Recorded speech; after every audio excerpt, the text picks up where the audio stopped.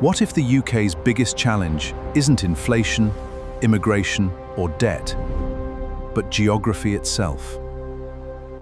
The UK is more regionally unequal than any other major European country. Some places are booming, while others have struggled for decades.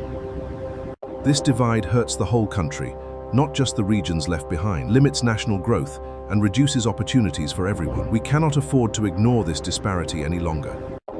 Across Britain, the government spends around more in taxes than they receive, and £51 billion more than it collects in taxes.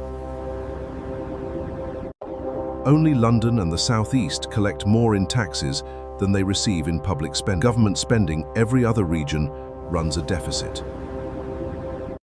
The divide didn't always exist. It grew after Britain's industries declined during the 1980s. As manufacturing declined, finance, technology, and professional services became concentrated in London. Compared with countries like Germany, Britain's regional cities have fallen much further behind their capital.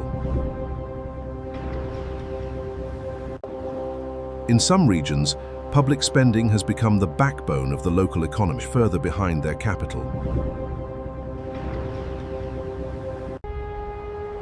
Burnham argues Britain is one of the world's most centralized countries, with most tax revenue controlled by Whitehall. He wants local governments to keep more of the taxes generated by growing businesses.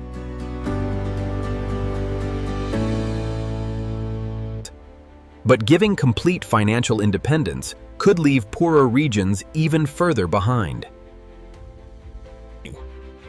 Countries like Japan offer a balanced model, local investment backed by a national safety net.